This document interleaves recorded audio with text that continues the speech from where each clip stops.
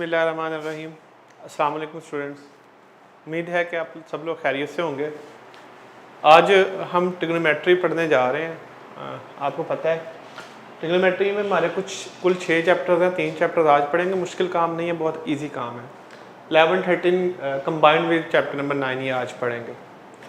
Start करते हैं। एक टेबल मैं बनाता हूँ। ये चैप्टर में जिस तरतीब से पढ़ाऊंगा आप इसी तरतीब से इसको प्रिपेयर कर लें। आपका क्वेश्चन गलत नहीं होगा कभी भी, हर क्वेश्चन अटैम्प्ट करने लायक हो जाएंगे। आपको पता है कि टोटल ट्रिग्नोमेट्रिक फंक्शन 6 होते हैं, ठीक है। 6 ट्रिग्नोमेट्रिक फंक्शन होते हैं।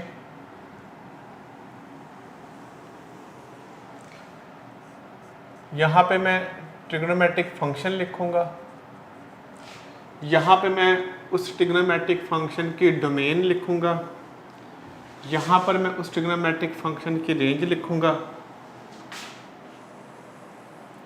यहाँ पर मैं उस ट्रिग्नोमेट्रिक फंक्शन का पीरियड लिखूंगा, यहाँ पे उसकी फ्रीक्वेंसी लिखूंगा, यहाँ पे उसका एम्पलीट्यूड लिखूंगा। ये टेबल आप मेरे साथ बना लेंगे। इस टेबल पर सारी ट्रिग्नोमेट्री है। सबसे पहले हम पढ़ेंगे डोमेन क्या होती है ट्रिग्नोमेट्रिक फंक्शन की। उसके बाद हम पढ़ेंगे रेंज क्या होती है ट्रिग्नोमेट्रिक फंक्शन की। उसके बाद हम पढ़ेंगे ट्रिग्नोमेट्रिक फंक्शन का पीरियड क्या होता है। उसके बाद हम पढ़ेंगे ट्रिग्नोमेट्रिक फंक्शन की फ्रीक्वेंसी क्या होती है। उसके बाद हम पढ़ेंगे ट्रिग्नोमेट्रिक फंक्शन का एम्पलीट्यूड क्या होता है। कुल मिला के हमने ये टेबल में ये चीज़ें पढ़नी है। आपको पता है कि पहला ट्रिग्नोमेट्रिक फंक्शन होता है साइन एक्स। सबसे पहला ट्रिग्नोमेट्रिक फंक्शन होता है साइन। साइन की जो डोमेन है वो -∞ से लेकर +∞ तक होती है। याद रखिएगा, डोमेन का मतलब होता है x की वैल्यू, रेंज का मतलब होता है y की वैल्यू। जब भी डोमेन की बात करूंगा तो x होगा, रेंज की बात करूंगा तो y होगा। अब यहाँ पे साथ साथ साइडवेज में कुछ बातें नोट कर लें। जब मैं लिखूंगा -∞ से लेकर कहाँ तक, +∞ तक, तो इसे कहते हैं ऑल रियल नंबर्स। ये बात आप याद रखिएगा, इसे कहते हैं ऑल रियल नंबर्स। या हम इसे ऐसे भी लिख सकते हैं x बिलोंग्स टू r, या हम इसे खाली r भी लिख सकते हैं, या हम इसे -∞ से +∞ भी लिख सकते हैं, या हम इन्हें इन ब्रैकेट्स में भी लिख सकते हैं। एक ही बात के सारे मतलब हैं, ठीक है। ऑल रियल नंबर्स को ऐसे लिख लो, ऐसे लिख लो, ऐसे लिख लो, ऐसे लिख लो, या ऐसे लिख लो, कोई फर्क नहीं पड़ता। तो ये बेसिकली हमने क्या लिखा हुआ है, ऑल रियल नंबर। आप बेशक इसकी जगह पर ऑल रियल नंबर भी लिख लें तो इससे फर्क नहीं पड़ेगा। आर भी लिख लें तो ठीक है, -∞ to ∞। इसकी रेंज जो होती है -1 से लेकर कहाँ तक होती है, 1 तक। रेंज का मतलब y की वैल्यू, ठीक है जी। ये हमने डोमेन और रेंज लिखी सबसे पहले साइन फंक्शन की। दूसरा फंक्शन होता है cos x, ठीक है। कॉज और साइन की डोमेन भी सेम होती है, रेंज भी सेम होती है। डोमेन इसकी ऑल रियल नंबर होती है, रेंज -1 to 1 होती है, ठीक है जी। उसके बाद बात करते हैं टेंजेंट एक्स की। ये समझनी जरा, टेंजेंट की डोमेन क्या होती है, सारे रियल नंबर होती है। x बिलोंग्स टू r का मतलब होता है ऑल रियल नंबर, सारे रियल नंबर होती है। लेकिन x जो है वो π/2 का ओड मल्टीपल नहीं हो सकता। और यहाँ पे जो n है वो किसको बिलोंग करता है, z को। n हमेशा z को बिलोंग करता है, ठीक है। ये बात याद रखिएगा, टेंजेंट के डोमेन में सारे रियल नंबर होते हैं, लेकिन कौन से नंबर शामिल नहीं होते जो π/2 के ओड मल्टीपल है, ठीक है जी। इसकी रेंज क्या होती है, इसकी रेंज होती है ऑल रियल नंबर्स, r। उसके बाद देखें y = cosecant x। Cosecant x की डोमेन भी ऑल रियल नंबर होती है, लेकिन इसमें जो x है वो n पाई नहीं हो सकता, π/2 का इवन मल्टीपल नहीं हो सकता। याद रखिएगा ये इवन मल्टीपल होता है। ये क्या होता है, इवन मल्टीपल होता है। इसको भी मैं आपको एक साइड पे लिखवा देता हूं।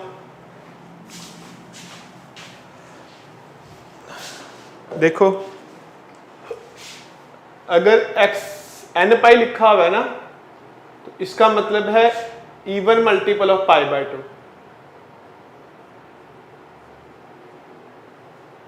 पाई बाय 2। और अगर 2n+1 पाई बाय 2 लिखा हुआ है तो इसका मतलब है odd multiples of pi by 2। ये याद कर लें। इसकी रेंज होती है y less than -1, y greater than 1। ठीक है जी। उसके बाद है जी सीकेंड x। सीकेंड x की वही डोमेन होती है जो टेंजेंट की है।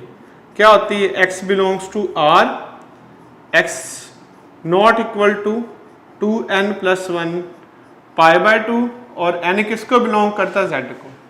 और इसकी रेंज वही होती है जो सीकेंड की रेंज है। दोनों की रेंज सेम होती है और इन दोनों की डोमेन सेम होती है। यहां से एक और बात एक साइड पे नोट कर लें, जो मैंने सीकेंड की डोमेन लिख रही है ये वाली, y less than -1, y greater than 1, इस रेंज को 5 तरीकों से लिखा जा सकता है। ये जो रेंज लिखी है इसको 5 तरीकों से लिखा जा सकता है। वो तरीके देख लें।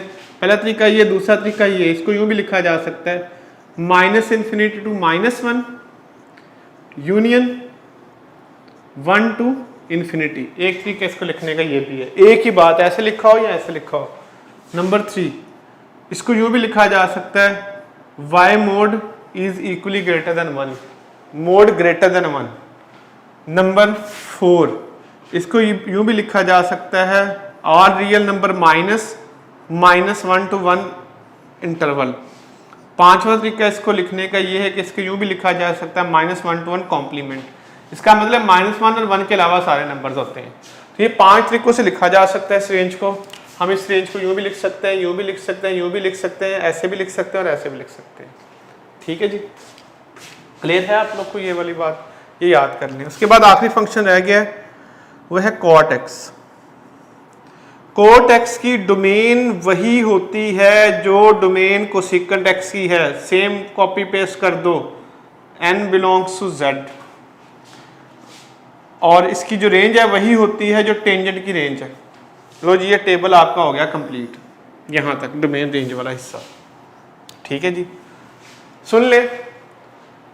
जो टेंजेंट की और कोसेकेंट की डोमेन है वो सीकेंट की डोमेन सेम होती है। कोसेकेंट की जो डोमेन होती है वही डोमेन किसकी होती है, कोट की। दोनों की डोमेन जो होती है वो सेम होती है। साइन कोस की डोमेन भी सेम, रेंज भी सेम। डोमेन रियल नंबर होती है, -1 टू 1 होती है। टेंजेंट और कोट की रेंज सेम होती है। कोसेकेंट और सीकेंट की रेंज सेम होती है। क्लियर होगी बात जी? ठीक है, आगे चलते हैं जी। ये आपने नोट कर लिया होगा। उसके बाद हम सबके, अच्छा पहले टेबल कंप्लीट करेंगे, उसके बाद हम उससे रिलेटेड सारे क्वेश्चंस करेंगे। पीरियड की बात कर लेते हैं। आपको पता है कि साइन का पीरियड 2 पाई होता है, कॉस का पीरियड भी 2 पाई होता है, इसका पीरियड पाई होता है, इसका पीरियड 2 पाई होता है, इसका पीरियड भी 2 पाई होता है, इसका पाई होता है। आई मीन सिर्फ टेंजेंट का और कोड का पीरियड पाई होता है, बाकी सबका पीरियड 2 पाई होता है।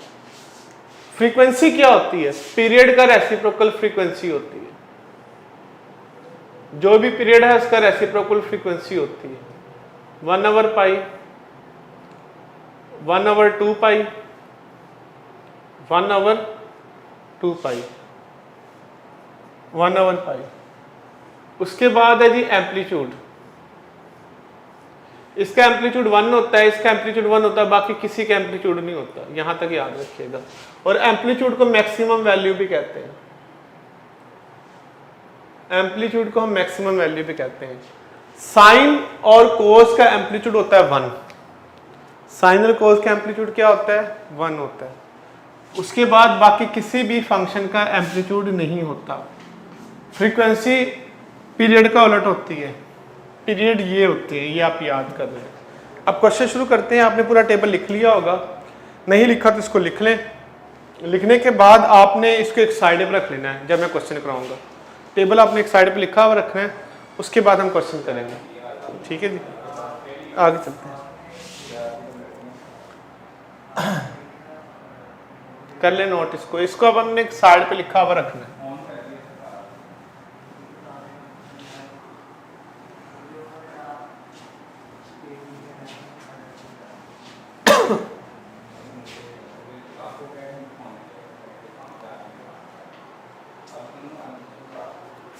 चलते हैं ये आगे ले जी। पहला क्वेश्चन, अब याद रखिएगा आपने डोमेन पढ़ी है, रेंज पढ़ी है, पीरियड पढ़ा, फ्रीक्वेंसी पढ़ी, एम्पलीट्यूड पढ़ी है। इन सब से रिलेटेड हम क्वेश्चंस करेंगे। ठीक है, सबसे पहला क्वेश्चन देखें, द डोमेन ऑफ, ये वाला क्वेश्चन नेस्ट के टेस्ट में आया है जी, नेस्ट के टेस्ट में 2007, और नेस्ट के टेस्ट में फ्रीक्वेंटली ऐसा क्वेश्चन आता है। The domain of y equal to 3 secant 2x is, इसकी डोमेन बतानी है आपने। ऑप्शन है for all x belongs to r, x not equal to 2n+1 π/2। बीटा ऑप्शन है for all x belongs to r, x not equal to 2n+1 π। और of course n किसको belong करता है, z को, n किसको बिलोंग करता है, z को। c equal to for all x belongs to r, x not equal to 2n+1 π/4, n belongs to z। Delta option है जी नन ऑफ दीज। देखिए बड़ी आसान बात है, शॉर्टकट बताऊंगा, आप किसी भी फंक्शन के डोमेन कैलकुलेट कर लेते हैं। आपको सेकंड की डोमेन चाहिए तो आप इसकी असल डोमेन लिखो। आप याद करें इसकी असल डोमेन क्या होती है, x इक्वल टू 2n+1 π/2, यही होती है ना इसकी डोमेन। शॉर्टकट देखें, पहली बात तो ये याद रख लें, इस नंबर का डोमेन के ऊपर कोई इंपैक्ट नहीं होना। जो ये वाला नंबर है ना, ये वाला शुरू में आ रहा है, फंक्शन का कोएफिशिएंट आ रहा है, इसका डोमेन के ऊपर कोई इफेक्ट नहीं होना। डोमेन पे असर होता है इस वाले नंबर का जो x का मल्टीपल होगा। डोमेन किस वजह से चेंज होगी, इस मल्टीपल की वजह से। शॉर्टकट बता रहा हूं, सेकंड की डोमेन तो ये होती है, हमें सेकंड 2 की डोमेन चाहिए, 3 को तो छोड़ दो, उसको कोई इंपैक्ट ही नहीं है, इस नंबर का कोई इंपैक्ट नहीं होता, इस नंबर का होता है। क्या होगा, जो नंबर यहां पे आ रहा है वो असल डोमेन से आके डिवाइड हो जाएगा, तो आपका आंसर आ जाएगा। याद रखिएगा डोमेन निकालने का क्या शॉर्टकट है, जो नंबर x के साथ मल्टीप्लाई हो रहा है एक्चुअल डोमेन से उसे डिवाइड कर देना। तो बताएं क्या आंसर बनेगा इस क्वेश्चन का, सी आंसर बनेगा। जो नंबर भी यहां पर आ रहा है x के साथ मल्टीप्लाई हो रहा है, जो मल्टीप्लाई हो रहा है उसे डिवाइड कर दे, जो डिवाइड हो रहा है उसे क्या कर दे, मल्टीप्लाई कर दे। तो ये डोमेन निकालने का शॉर्टकट है जी। एक और क्वेश्चन देखिए, domain of y equal to 5 cot 2/3x is, इसकी आपने डोमेन बतानी है। पहली ऑप्शन देखें, x belongs to r, x not equal to n pi, और n ऑफ कोर्स किसको बिलोंग करेगा, z को। बीटा ऑप्शन है जी for all x belongs to r, x not equal to 2n π/3, और n किसको बिलोंग करता है, हर क्वेश्चन में z को बिलोंग करता है। सी ऑप्शन देखें, for all x belongs to r, x not equal to 3/2 n pi, और n किसको बिलोंग करता है, z को। डेल्टा ऑप्शन है जी नन ऑफ दीज। अब देखिए वही बात जो अभी मैंने शॉर्टकट बताया, सबसे पहले आप इसकी असल डोमेन लिख लो कोड की। जो भी क्वेश्चन आएगा सबसे पहले आपने उसकी असल डोमेन लिखनी है। इस नंबर का कोई इंपैक्ट नहीं होता डोमेन के ऊपर, इस नंबर का इंपैक्ट होता है।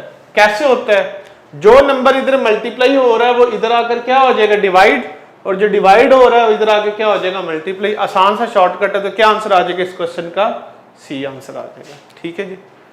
आगे चलते हैं, क्योंकि यहां तक क्लियर हो गया होगा आपको डोमेन कैलकुलेट करना। लेकिन अगर क्वेश्चन ऐसे आ जाए, ये शॉर्टकट क्लियर है जी, जो मल्टीप्लाई और उसे डिवाइड कर दिया, डिवाइड हो रहा है उसे क्या कर दिया, मल्टीप्लाई कर दिया। फिर अगर क्वेश्चन ऐसे आ जाए, domain of y equal to minus sine 5x is, अब कैसे सॉल्व करेंगे? R real number 1/5, R real number 5, R real number या r -5। अब क्या होगा? अब देखें, साइन और कोस की डोमेन ओपन होती है, साइन की डोमेन भी आर रियल नंबर होती है और कोस की डोमेन भी क्या होती है, आर रियल नंबर होती है। ये ओपन डोमेन है, इस पर कोई रिस्ट्रिक्शन नहीं है, ये कभी भी चेंज नहीं होती, चाहे जो मर्जी हो जाए, इसका आंसर हमेशा यही होना है, आर रियल नंबर। साइन और कोस की डोमेन कभी भी चेंज नहीं होती, क्योंकि ओपन डोमेन्स हैं अनटिल डिनोमिनेटर में 0 ना बने, बाकी हर केस में इसकी डोमेन आर रियल नंबर ही रहेगी। डोमेन ऑफ साइन 5x, वही बात है, इस नंबर का तो कोई इंपैक्ट नहीं होना, अब की बार इस नंबर का भी कोई इंपैक्ट नहीं होना। क्यों नहीं होना? क्योंकि ओपन डोमेन है, आर है, आर हमेशा आर ही रहता है, जहां पे भी आर होगा वो कभी भी चेंज नहीं होगी। तो साइन 5x की डोमेन क्या होगी, आर ही रहेगी, ऑल रियल नंबर ही रहेगी, चेंज नहीं होगी। साइन कोस की डोमेन कभी भी चेंज नहीं होती। क्यों जी? डोमेन आपको क्लियर होगी। अब हम चलते रेंज की तरफ। पहला क्वेश्चन देखिए रेंज का, range of y equal to 3 sine 4x is, इसकी रेंज बतानी है। ऑप्शन है -1 to 1, बीटा ऑप्शन है -1 to +1, सी ऑप्शन है -1/3 to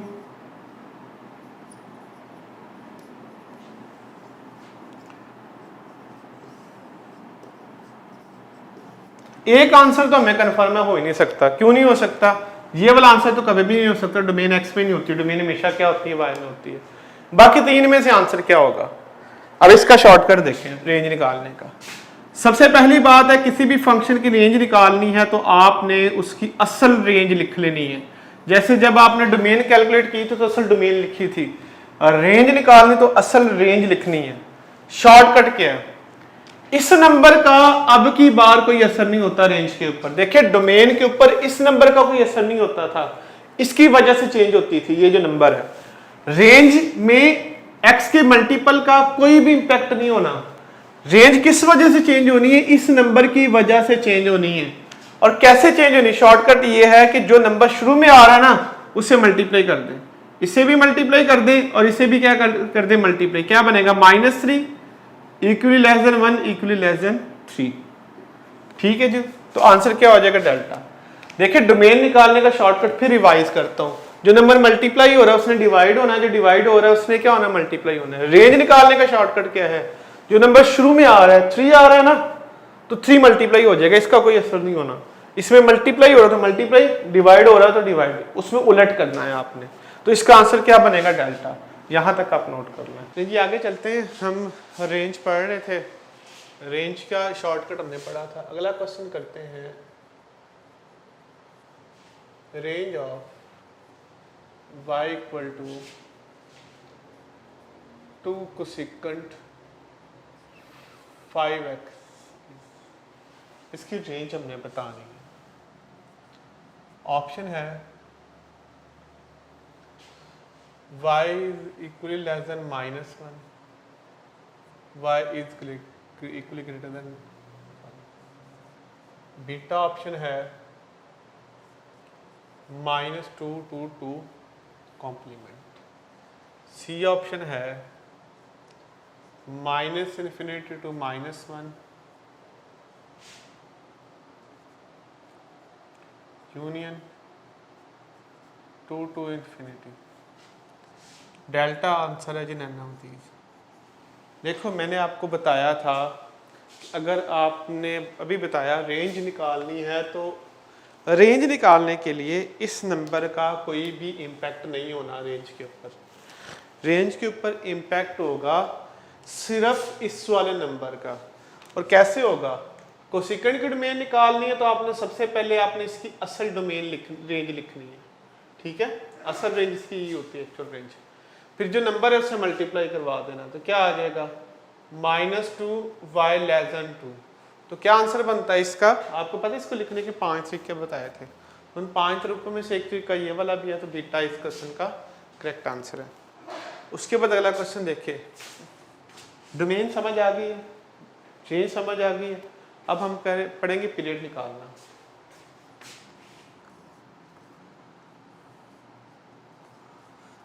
period of y = 3 tangent 4 axis, इसका पीरियड निकालना है।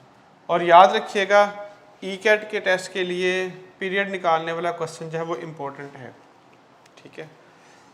4π 3/4π π/4 या नन ऑफ दिस। देखो जो मेथड आपके पास डोमेन निकालने का था वही पीरियड निकालने का, वही बात, सेम वही बातें हैं। इस नंबर का पीरियड के ऊपर कोई इफेक्ट नहीं होना, सिर्फ इस नंबर का इफेक्ट होना है जो मल्टीप्लाई हो रहा है। कैसे इफेक्ट होना है देखिए, आपने सबसे पहले टेंजेंट का अपना पीरियड लिखना है, एक्चुअल पीरियड लिखना है। जो नंबर मल्टीप्लाई हो रहा है एक्स के साथ उससे डिवाइड कर देना तो आंसर आ जाएगा।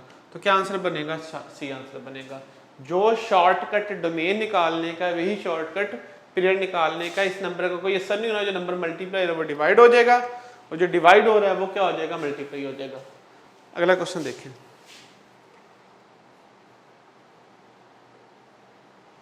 Period of y = 4 cos 2x - 1 is, इसका पीरियड निकालना है। ऑप्शन है पाई, ऑप्शन है 2π, ऑप्शन है π+1, डेल्टा, ऑप्शन है नन ऑफ दीज। जी क्या होगा, वही बात है, इस नंबर का तो पीरियड के ऊपर कोई असर नहीं होना। सबसे पहले कोस का अपना पीरियड लिखें, 2π होता है। जो नंबर मल्टीप्लाई और एक्स के साथ उससे डिवाइड कर दे तो आंसर आ जाएगा। इस नंबर का भी पीरियड के ऊपर कोई असर नहीं होता, सिर्फ पीरियड के ऊपर असर होता है उस नंबर का जो एक्स के साथ मल्टीप्लाई हो रहा है। और क्या असर होता है, इसका अपना पीरियड लिखो, जो नंबर मल्टीप्लाई हो रहा है उसे क्या कर दो, डिवाइड कर दो। उसके बाद देखें, अगर आपसे ये क्वेश्चन यूँ आ जाता है, frequency of y = 4 secant 3x is, इसकी फ्रीक्वेंसी बतानी है।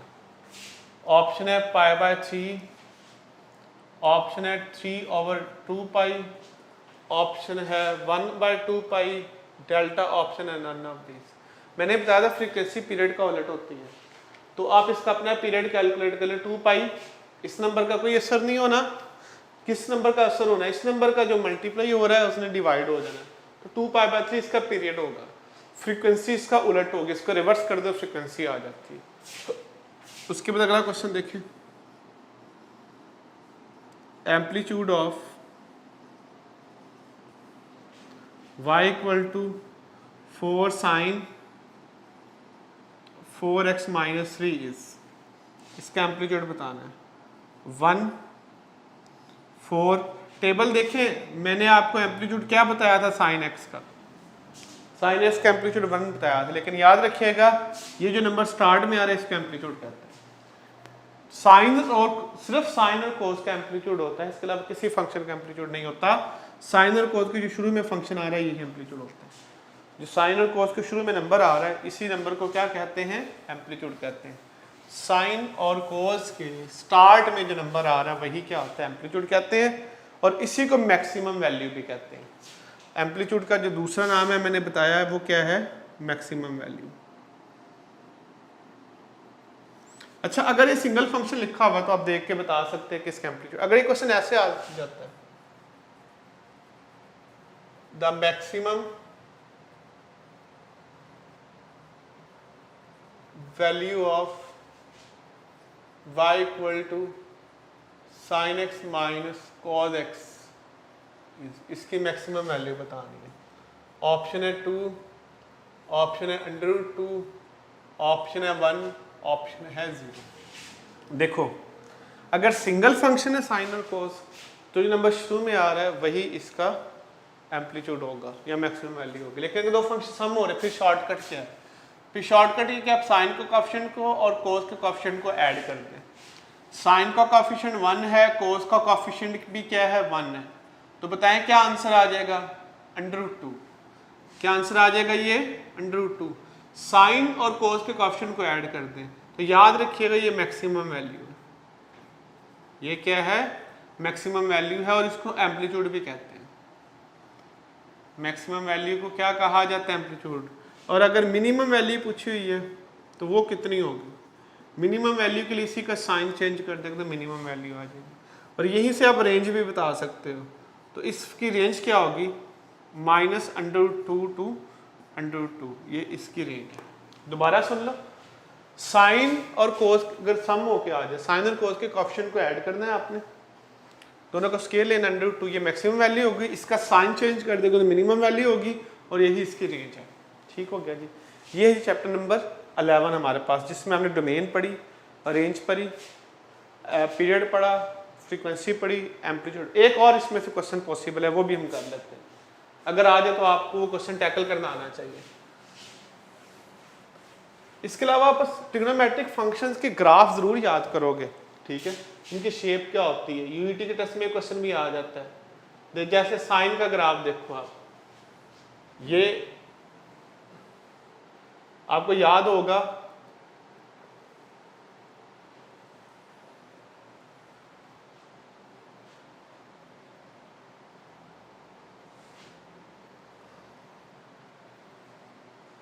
साइन का ग्राफ कुछ ऐसा होता है, ठीक है, -∞ से लेकर +∞ तक ये 1 होता है और ये -1 होता है, ये साइन का ग्राफ होता है। इस तरह आपने इसके बाकी सारे ग्राफ ही याद करने हैं। क्वेश्चन मैं क्या करवाने लगा वो देखें, वो ग्राफ से रिलेटेड है। Phase shift in the graph of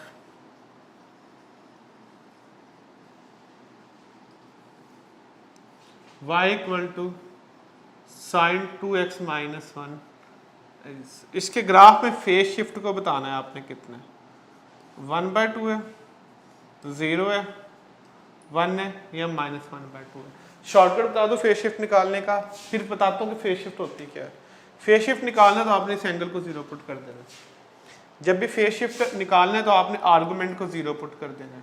तो बताएं x की वैल्यू क्या आ जाएगी 1/2, ठीक है, यही फेज शिफ्ट है। होता क्या फेज शिफ्ट, साइन का ग्राफ ओरिजिन से पास करता है नॉर्मल पोजीशन में। अगर आप एंगल में कुछ माइनस करते हो तो ग्राफ शिफ्ट हो जाता है थोड़ा सा राइट की तरफ। ग्राफ क्या हो जाता है, थोड़ा सा ये शिफ्टिंग हो जाती है यहाँ से यहाँ तक, इसी शिफ्टिंग को फेज शिफ्ट कहते हैं। माइनस करोगे तो ग्राफ राइट को मूव कर देगा, प्लस करोगे तो लेफ्ट को मूव कर देगा, और ये जो डिस्टेंस बना है इसको फेज शिफ्ट कहते हैं। साइन और कोस किसी भी ट्रिग्नोमेट्रिक में, सब ट्रिग्नोमेट्रिक फंक्शन का फेज शिफ्ट होता है, हो सकता है। अगर ओरिजिनल पोजीशन में से गुजर रहा है तो कोई फेज शिफ्ट नहीं 0 होगा, अगर वो डिस्प्लेस हो जाता है ओरिजिनल पोजीशन से तो वो फेज शिफ्ट होता है। कैलकुलेट करने का एक ही तरीका सारे ग्राफ्स का कि आप एंगल को 0 पुट कर दें, एंगल को क्या पुट कर दें आप 0, ठीक है। इसके साथ हम नोट कर लें, आप चैप्टर 11 में यही आप इस बस एज अ 1 लेक्चर याद रखेंगे, चैप्टर 9, 12, 9, 11 और 13 को। इसके साथ हम 13 क्वेश्चन का टेबल करते हैं क्योंकि ये एक जैसे चैप्टर है सारे।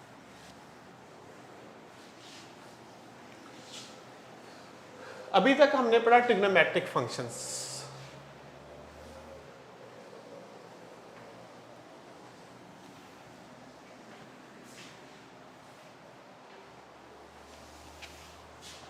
अब हमने पढ़ना है इनवर्स ट्रिग्नोमेट्रिक फंक्शंस।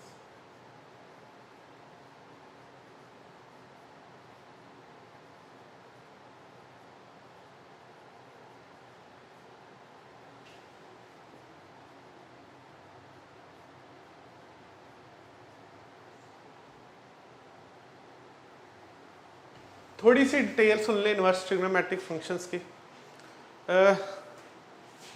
आपसे एक क्वेश्चन है कि हर ट्रिग्नोमेट्रिक फंक्शन का इनवर्स भी फंक्शन होता है या सिंपल। चलें इससे रिलेटेड मैं आपको एक बात दिखवा देता हूँ। Inverse of a function is a function if it is bijective. किसी भी ट्रिग्नोमेट्रिक फंक्शन, किसी भी फंक्शन का इनवर्स फंक्शन तब होता है जब वो फंक्शन बाइजेक्टिव हो। हर फंक्शन का इनवर्स फंक्शन नहीं होता, सिर्फ उन्हीं फंक्शन का इनवर्स फंक्शन होता है जो बाइजेक्टिव हो। और बाइजेक्टिव फंक्शन क्या होता है? ऐसा फंक्शन होता है जो ऑन टू भी हो, जो वन भी हो। तो याद रखिएगा, किसी भी फंक्शन का इनवर्स फंक्शन तब होता है जब वो बाइजेक्टिव फंक्शन हो। बाइजेक्टिव फंक्शन ऐसा फंक्शन होता है जो वन भी हो, ऑन टू भी हो, दोनों हो तो वो फंक्शन का इनवर्स भी फंक्शन होता है। हर फंक्शन का इनवर्स फंक्शन नहीं होता, सिर्फ उसी फंक्शन का इनवर्स फंक्शन होता है जो फंक्शन क्या हो? बाइजेक्टिव हो। ऐसा फंक्शन जो बाइजेक्टिव हो उसका इनवर्स फंक्शन होता है, अदरवाइज नहीं होता। अब बात करते हैं ट्रिग्नोमेट्रिक फंक्शन की। याद रखिएगा, ट्रिग्नोमेट्रिक फंक्शन ऑन टू होते हैं। सारे ट्रिग्नोमेट्रिक फंक्शन क्या होते हैं? ऑन टू होते हैं।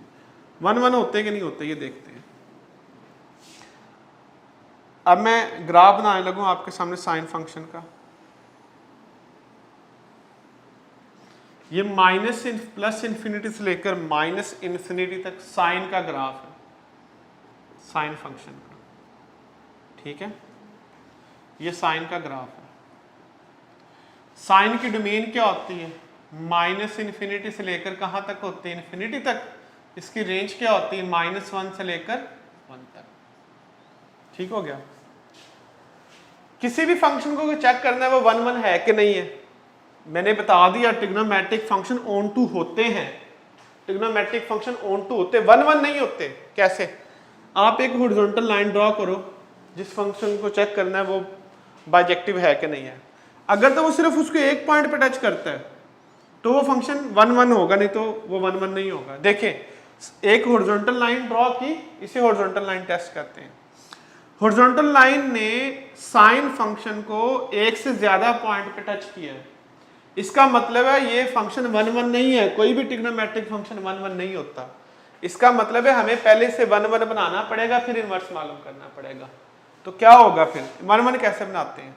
यहाँ पे ये π/2 होता है, यहाँ पे -π/2 होता है। हम क्या करते हैं फिर वन बनाने के लिए? हम इसकी डोमेन को ब्रेक कर देते हैं, डोमेन को रेस्ट्रिक्ट कर देते हैं। हम पूरा ट्रिग्नोमेट्रिक फंक्शन नहीं लेते, हम सिर्फ इतना ट्रिग्नोमेट्रिक फंक्शन लेते हैं। पूरा नहीं लेना हमने, सिर्फ इतना ट्रिग्नोमेट्रिक फंक्शन लेना। अब बताएं, इतना पोर्शन जो है साइन का, ये तो वन है ना, ये बाइजेक्टिव है, तो इसका इनवर्स फंक्शन होगा। क्लियर होगी बात? इसके लिए आपने इसकी डोमेन को रेस्ट्रिक्ट किया -π/2 से लेकर कहां तक? π/2 तक। इतने एरिया में जो फंक्शन है उसको प्रिंसिपल फंक्शन कहते हैं। उसको क्या कहते हैं? Principal function. तो याद रखिएगा, जिन फंक्शंस का हम इनवर्स पढ़ते हैं वो सारे प्रिंसिपल ट्रिग्नोमेट्रिक फंक्शंस होते हैं।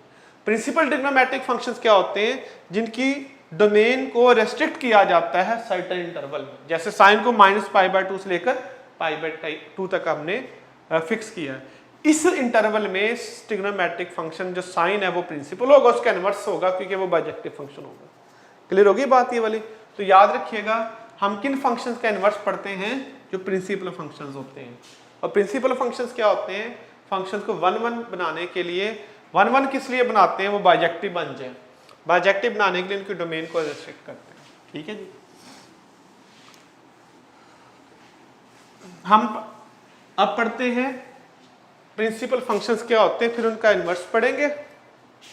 ले जी, अब फिर आपने एक टेबल बनाना है मेरे साथ।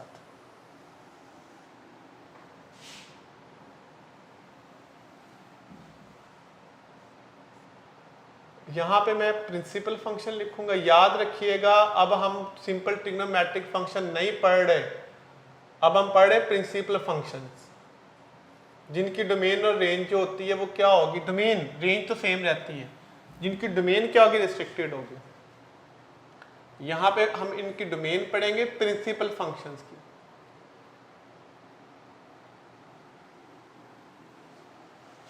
फिर हम इनकी रेंज पढ़ेंगे,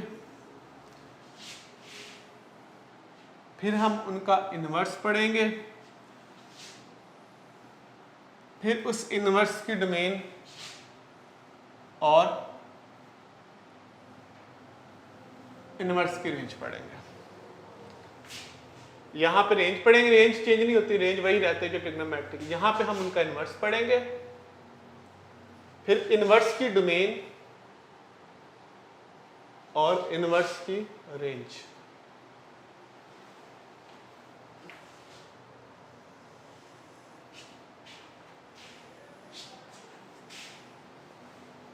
पहला trigonometric function sine x, principal function है। तो साइन प्रिंसिपल कहां पे होता है? -π/2 से लेकर कहां तक? π/2 तक। ये अब याद कर लें।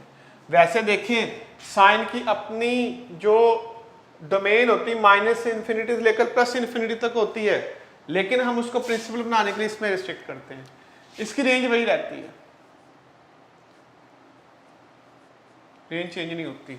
लो जी, साइन फंक्शन इस इंटरवल में प्रिंसिपल होता है। और अगर आप बात करो cos x की, तो cos x कहां से कहां तक प्रिंसिपल बनता है? 0 to π तक, ठीक है।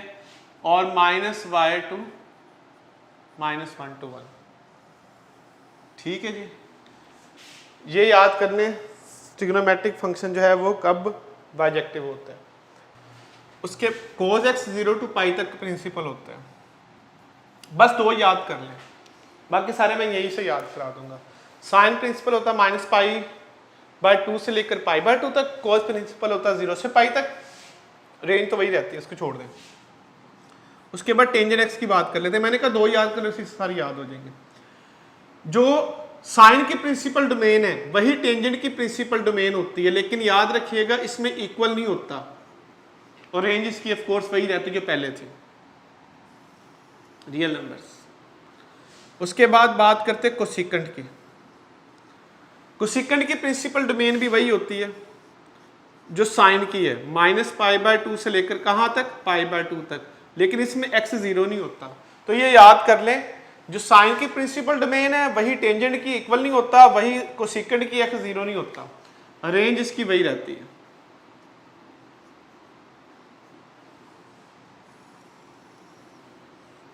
उसके बाद है जी सीकेंट एक्स। सीकेंट एक्स की प्रिंसिपल डोमेन वही होती है जो कोस की है, ठीक है, लेकिन इसमें जो x है वो π/2 नहीं होता,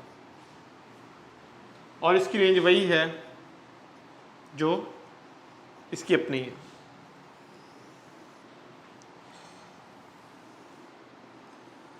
उसके बाद बात कर लेते हैं कॉट एक्स की। आपने याद करना table as it. Cos x की प्रिंसिपल डोमेन वही होती है जो कोस की है, इक्वल नहीं होता, इसकी रेंज वही है जो इसकी अपनी होती है। लेकिन ये हमने प्रिंसिपल फंक्शन की डोमेन पढ़ी और रेंज पढ़ी। याद कर लें इसको, साइन की जो डोमेन है -π/2 to π/2 वही टेंजेंट की होती है, और वही कोसिकेंट की होती है, x 0 नहीं होता, इसमें इक्वालिटी नहीं होती। जो कोस की है वही सीकेंट की होती है, x π/2 नहीं हो सकता, वही कोट की है, इसमें इक्वालिटी नहीं होती। इनवर्स की बात कर लेते हैं। याद रखिएगा डोमेन हमेशा x में होनी है और रेंज हमेशा किस में होनी? y। जब इनवर्स किया तो जो साइन है वो क्या बन जाएगा? साइन इनवर्स नहीं बन जाएगा। अब डोमेन क्या होगी? सिंपल सी बात है, जो रेंज है वो डोमेन बन जाएगी, डोमेन रेंज बन जाएगी, लेकिन डोमेन हमेशा x में लिखनी है। तो बताएं इसकी डोमेन क्या होगी? -1 to 1, लेकिन x में, और इसकी रेंज क्या होगी? -π/2 से लेकर कहां तक? π/2 तक। उसके बाद y equal to cos inverse x minus जी 0 to y equal to pi.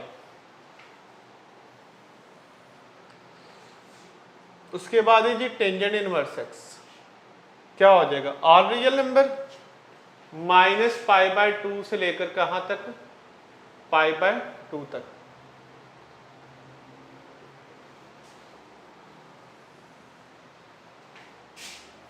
y equal to cosecant inverse x, जिसकी रेंज क्या होती है?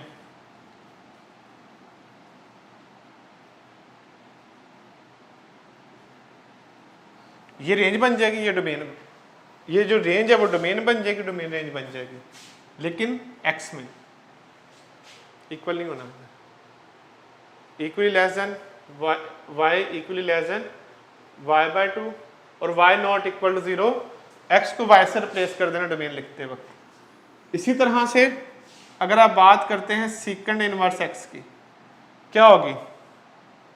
X equally less than -1, x equally greater than 1, 0 equally less than x आएगा, y equally less than pi, लेकिन y जो है वो could not be equal to π/2। आखिरी फंक्शन है जी कॉट इनवर्स एक्स। सिर्फ आप इसमें से ये टेबल याद कर लें, आर रियल नंबर होगी 0 y पाई। तो याद रखिएगा ये इनवर्स फंक्शन की डोमेन और रेंज आती है, टेबल आपने पूरा याद कर लेना है। इनवर्स फंक्शन की डोमेन ये होती है सारी, एक्स में होती है, रेंज किस में होती है? वाई की। टेबल आप इस एक दफ़ा नोट कर लें, फिर हम क्वेश्चन करते हैं इसके। आसान से क्वेश्चन से स्टार्ट करेंगे, फिर हम इसमें हर तरह के क्वेश्चन करेंगे जो पॉसिबल है इस चैप्टर में से आ सकते हैं।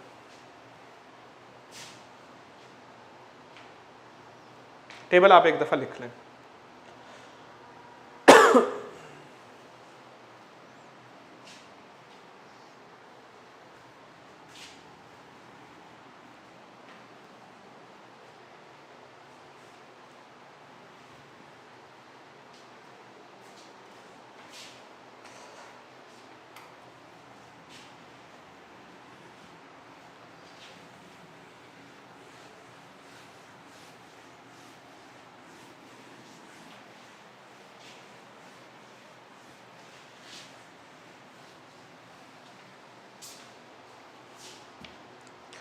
ले जी, इसके बाद आपने काम करना है, इसके 6 फार्मूले हैं एडिशन के, वो आपने याद करने हैं। ठीक है, जैसे देखें एडिशन फार्मूलाज, वो 6 लिखे हुए आपकी बुक में, वो 6 के 6 आपने जो है वो याद करने हैं। ठीक है, जैसे कि कौन कौन से फार्मूले अगर आपको याद हो, sine inverse a plus sine inverse b plus equal to sine inverse a into 1 minus b का square plus b into 1 minus a का स्क्वायर। ये फार्मूला प्लस वाला है। और माइनस वाले में क्या होता है? अगर माइनस वाला करें यहाँ दोनों जगह पर क्या आ जाएगा? माइनस आ जाएगा, वो याद कर लेना आपने। फिर इसी तरह से cos inverse a plus cos inverse b का फार्मूला है cos inverse a b into 1 minus a का स्क्वायर इंटू 1 माइनस बी का स्क्वायर। और आपको पता है अगर यहाँ पे प्लस है तो माइनस वाले फार्मूले में यहाँ पर प्लस यहाँ पे माइनस आ जाता है, उलट हो जाता है। इसी तरह tangent inverse a plus tangent inverse b का फार्मूला है जी, क्या फार्मूला है? Tangent inverse a plus b over 1 minus a b जी। अगर माइनस वाला फार्मूला पढ़ेंगे तो यहाँ पे माइनस आ जाएगा, यहाँ पे माइनस आ जाएगा, यहाँ पे प्लस आ जाएगा। ये 6 के 6 फार्मूले आपने याद करने। फिर एक और फार्मूला भी होता है tangent inverse 2 tangent inverse a का। क्या फार्मूला होता है? Tangent inverse 2a over 1 minus a का स्क्वायर। ठीक है, ये फार्मूले आपने एक दफ़ा याद कर लेने। क्वेश्चन करते हैं, आसान से क्वेश्चन स्टार्ट करते हैं। ले जी, शुरू में हम एक क्वेश्चन करते हैं। अगर क्वेश्चन ऐसे आ जाए, टेंजेंट इनवर्स √3/2 की वैल्यू मालूम करो, तो क्या वैल्यू होगी? π/2। ये तो बड़ा आसान क्वेश्चन है। π/3, π/6, डेल्टा जी π/4। तो आप देखो किस एंगल पे साइन की वैल्यू √3/2 होती है? 60 पे। तो इसका आंसर क्या होगा? 60। ये सिंपल सी बात ही है। लेकिन अगर क्वेश्चन ऐसे आ जाए सेकंड इनवर्स √2, आप इसकी वैल्यू मालूम करें तो फिर क्या होगा जी? π/2, π/3, π/6 या π/4। अगर रेसिप्रोकल फंक्शन आ जाए सेकंड इनवर्स तो परेशान नहीं होना, आपने इसको कोस बना लेना। क्या करना है? आपने इसे कोस बना लेना है। जब कोस बनाते हैं तो ये क्या हो जाएगा? 1/√2 हो जाएगा, उलट जाता है। तो कोस किस वैल्यू पे √2/3 होता है? π/4 के। तो यहाँ पे बात लिख लें, अगर आपके पास सेकंड इनवर्स आता है तो आपने इसे कोस बना के सॉल्व कर लेना है। और अगर आपके पास कोसेकंड इनवर्स एक्स आता है तो साइन इनवर्स बना के सॉल्व कर लेना है, ठीक है। अगर आपके पास कोट इनवर्स एक्स आता है तो आपने इसे क्या बना लेना है, टेंजेंट इनवर्स बना के सॉल्व कर लेना है, ठीक है। वो उसका उलट कर देना है आपने, ठीक है जी। नोट कर लें यहाँ तक। अब हमने पढ़ा जी, अगर आपके पास सिंपल फंक्शन आ जाए, अगर माइनस आ जाए, जैसे क्वेश्चन आ जाता है जी टेंजेंट इनवर्स -1/√3, तो फिर क्या करेंगे आप इसे, क्या माइनस को आप बाहर निकाल देंगे -π/6, या माइनस को खत्म कर देंगे, या 5π/6 आंसर करेंगे। अब क्या होगा, कोई मसला नहीं जी। अगर टेंजेंट के साथ माइनस आ जाए तो आपने माइनस को बाहर निकाल देना, ठीक है, कोई मसला नहीं है। माइनस वैसे आ जाएगा, और ये किसके इक्वल होता है, 30 डिग्री के। टेंजेंट इनवर्स, ये टेबल आपने याद कर लेना, किसके इक्वल होता है, 30 डिग्री के। तो इसका आंसर क्या आ जाएगा फिर, -π/6।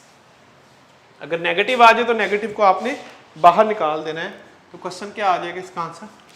लेकिन अगर क्वेश्चन ऐसे आ जाए, cos इनवर्स -1/2, फिर क्या करेंगे आप, π/3 बीटा 2π/3 -π/3 या नन ऑफ दीज। अगर cos में नेगेटिव आ जाए फिर क्या करेंगे, देखिए टेंजेंट में नेगेटिव आए बाहर निकाल दिया। कुछ लोग ये सोच रहे होंगे कि cos में माइनस आ जाए तो माइनस खत्म कर दो, ये आंसर है, लेकिन नहीं होगा। कुछ लोग कहेंगे माइनस को बाहर निकाल दो, ये भी नहीं होगा आंसर। फिर क्या होगा, याद रखिएगा, अगर cos में माइनस आ जाए तो आपने क्या करना है, माइनस को बाहर नहीं निकालना, बल्कि क्या करना है, पाई में से माइनस करना है। माइनस खत्म नहीं होता cos में, इनवर्स cos में खत्म हो जाता है, इनवर्स में खत्म नहीं होता, बल्कि एंगल पाई में से माइनस होता है। तो पाई और ये क्या होता है, π/3, तो 2π/3 आंसर होगा। अगर cos में नेगेटिव आ जाए तो आपने जो आंसर है उसको पाई में से माइनस करना है। इन रिजल्ट्स को लिख लें आप, कि अगर साइन में माइनस आ जाए तो माइनस में बाहर आ जाना है, साइन माइनस को बाहर निकाल देगा, इनवर्स। अगर कोसेकेंड में माइनस आ जाए इनवर्स में, तो कोसेकेंड भी माइनस को बाहर निकाल देगा। और अगर आपके पास टेंजेंट इनवर्स में नेगेटिव आ जाए तो नेगेटिव बाहर निकल आएगा। अगर आपके पास cos इनवर्स में नेगेटिव आ जाए तो एंगल पाई में से माइनस हो जाएगा। और अगर आपके पास सेकंड इनवर्स में माइनस आ जाए तो, और अगर आपके पास कोट इनवर्स में माइनस आ जाए तो पाई में से माइनस करेंगे। तो ये तीन फंक्शंस हैं जिनमें माइनस आ जाए तो माइनस से बाहर निकाला। इन तीन में से माइनस बाहर नहीं निकलेगा, बल्कि एंगल पाई में से माइनस होगा। ये याद करना डिपेंड करता है उनकी रेंज पे। तो ये याद रखिएगा कि अगर माइनस आ जाए तो उसे कैसे टैकल करना है। अभी हमने सिंगल फंक्शन पढ़ा, लेकिन अगर दो फंक्शन आ जाए ऐसे, sine into cos inverse 3/4 equal to, अगर ऐसे फंक्शन आ जाए, डबल फंक्शन कैलकुलेट करना आ जाए आपके पास,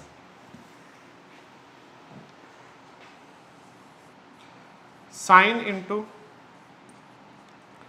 कोस इनवर्स 3/5, अगर ऐसे क्वेश्चन कैलकुलेट करना आ जाए आपके पास, ऑप्शन है जी 3/4, ठीक है। ये जरा नया फॉर्मेट है क्वेश्चन का, याद रखिएगा। 4/3, 1/10, डेल्टा आंसर है जी नन ऑफ दीज। अब कैसे सॉल्व करेंगे? अगर डबल फंक्शन कैलकुलेट आ जाए तो आपने इसके लिए ट्राइंगल बना लेनी है, ठीक है। सेकंड फंक्शन के लिए इसके लिए ट्राइंगल बना लेनी है आपने, जो सेकंड फंक्शन है बाद वाला। अगर डबल फंक्शन कैलकुलेट करना, इसका शॉर्टकट बता रहा हूं। 3, अब कोस किसके इक्वल होता है? Base over hypotenuse. तो यहां से आप परपेंडिकुलर निकाल सकते हो। कैसे निकालते हो जी? पाइथागोरस थ्योरम यूज कर सकते हो ना। 3 स्क्वायर प्लस हाइपोटेन्यूज का स्क्वायर, हाइपोटेन्यूज निकाल लें, ट्राइंगल आई मीन कंप्लीट कर लें। 25 - 9 इक्वल टू हाइपोटेन्यूज का स्क्वायर, तो हाइपोटेन्यूज 4 आ जाएगा, साइड 4 आ गई। अब बताएं क्या कैलकुलेट करना है आपने, साइन कैलकुलेट करना है। अब आपने क्या कैलकुलेट करना है, साइन। तो बताएं इसका साइन कैलकुलेट कर लो, क्या आंसर आ जाएगा, परपेंडिकुलर और हाइपोटेन्यूज 5/4। तो इस क्वेश्चन का आंसर क्या बनेगा, 5/4। तो याद रखिए अगर इस तरह से डबल फंक्शन कैलकुलेट करना आ जाए तो आप इसके लिए ट्राइंगल कंप्लीट कर लेनी है और ये कैलकुलेट कर लेना है। देखिए मैंने ट्राइंगल कंप्लीट की कोस के लिए और क्या कैलकुलेट किया, साइन।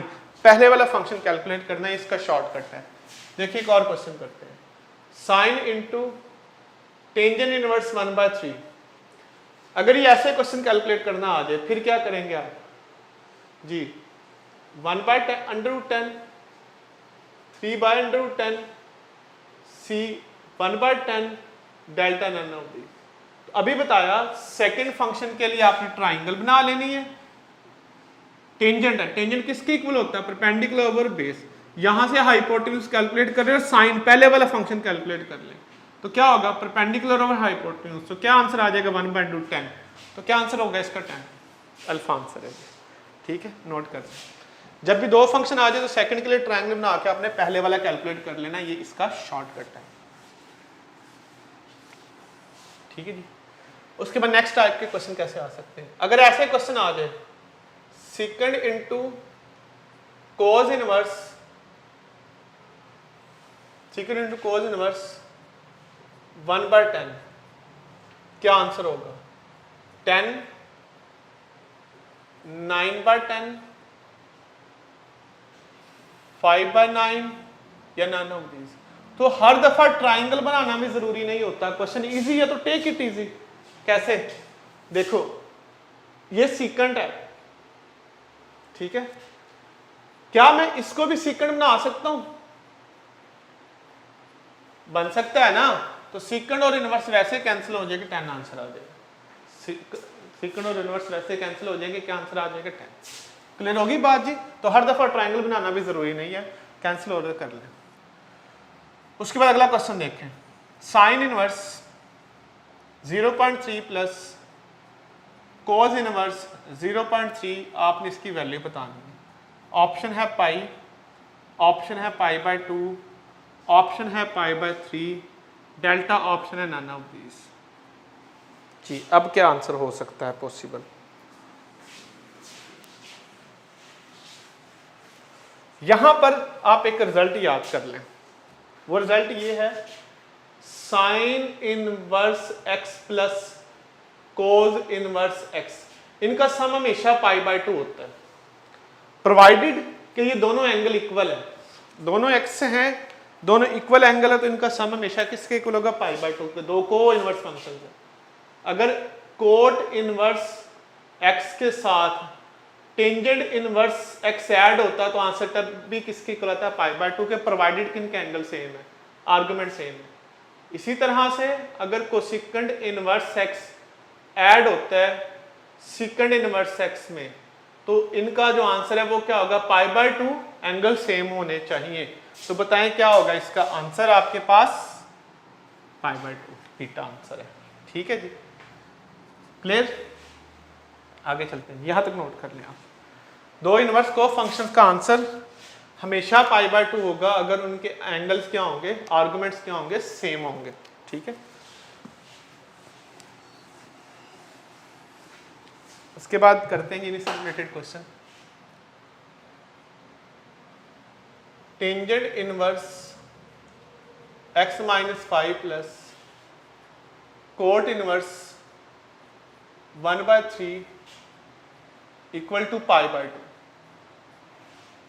देन आपने बताना है x की वैल्यू कितनी होगी, 2/3, x equal to 5/3, x equal to 4/3 या नन ऑफ दीज। जी इन दोनों का सम π/2 के इक्वल है, अभी बताया तब होगा जब दोनों एंगल इक्वल होंगे। तो x-1 किसके इक्वल होगा, 1/3 के। यहां से x की वैल्यू निकाल लें तो बताएं क्या बनेगी, x की वैल्यू 4/3, आंसर क्या बनेगा इसका, C। उसके बाद देखें अगर ये क्वेश्चन ऐसे आता है, second inverse 1/2 plus cosecant inverse 1/2, option है जी π/2 आज का आखिरी सवाल है, π/3 डेल्टा ऑप्शन है जी, नन ऑफ दीज। हाँ जी बताएं क्या आंसर होगा आपके ख्याल में इस क्वेश्चन का।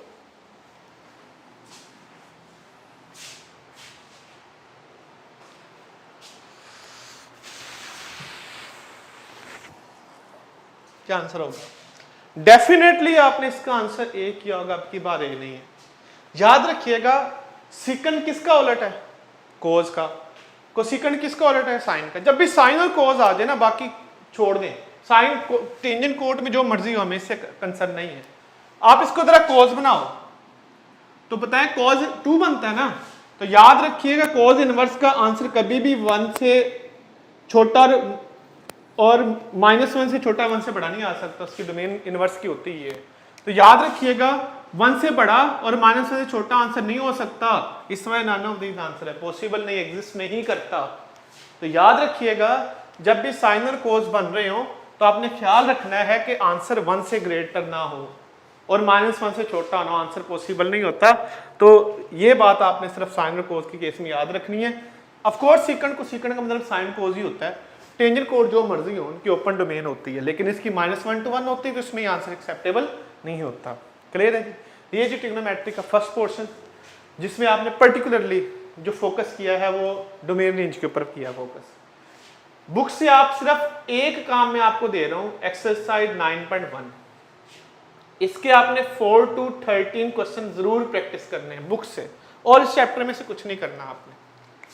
सिर्फ आपने एक टॉपिक बता रहा हूं मैं आपको, कौन सा, 4 से लेकर 13 तक क्वेश्चन जो है प्रैक्टिस करने हैं और आपने इसकी डेफिनेशन जो है वो याद करनी है। नेक्स्ट लेक्चर में हम इसके क्वेश्चन करेंगे, ठीक है? ये जो 9 चैप्टर के हैं। अभी आज का हमारा पर्टिकुलरली जो फोकस है वो क्या है, 11 और 13 चैप्टर। इसको आपने अच्छी तरह से प्रिपेयर करना, हमने कंप्लीट किया डोमेन रेंज, हर जो एलिमेंट्स इसके कंप्लीटली हमने पढ़े हैं। बस नेक्स्ट लेक्चर में आपने ये दोनों चीज़ें तैयार रखनी है, सिर्फ एक 9.1 के क्वेश्चन नंबर 4 to 13 और डेफिनेशंस। इंशाल्लाह ताला हमारा नेक्स्ट लेक्चर जो है वो यहाँ से स्टार्ट होगा, ठीक है जी? मैं आपको एक दफ़ा फिर बता रहा हूँ कि आपने फोकस करना है टेस्टों को, टेस्ट को इग्नोर नहीं करना, बहुत अच्छी तरह से टेस्ट सॉल्व करना। डिस्कशन भी हमारी साथ साथ चल रही है, तो कोई भी टॉपिक है उसका टेस्ट आपने ना मिस करना है ना उसको पार्शली सॉल्व करना है, कंप्लीट टेस्ट सॉल्व करना, उसकी डिस्कशन अटेंड करनी है। आपके सेशन का देखिएगा फायदा कितना होता है, क्योंकि देखिए हमने एनवायरनमेंट वही क्रिएट किया हुआ है जो क्लास का एनवायरनमेंट होता है, ठीक है? आई वाज प्लानिंग के लोग क्वेश्चन भी पूछे हैं, हम ये भी अगर इंट्रोड्यूस करने जा रहे हैं टेक्नोलॉजी कि आप घर बैठे हुए क्वेश्चन भी पुट कर सकते हैं, हम इस पर भी वर्किंग कर रहे हैं। आपने बस साथ साथ चलना है। बुक 1 ऑलमोस्ट कंप्लीट होने वाली, इसके बाद हम बुक 2 जो है वो स्टार्ट करेंगे और इंशाल्लाह ताला इसी तरह से हम उसको थॉरोली लेके चलेंगे, ठीक है जी? आई होप कि यहाँ तक सेशन का आपको जो है वो काफ़ी फ़ायदा हुआ होगा और इंशाल्लाह ताला इस सेशन का आपको आगे भी बहुत फ़ायदा होगा, ठीक है जी? नहीं जी, बेस्ट ऑफ लक। इंशाल्लाह ताला नेक्स्ट लेक्चर में मुलाकात होती है आप लोगों से। अल्लाह हाफिज़।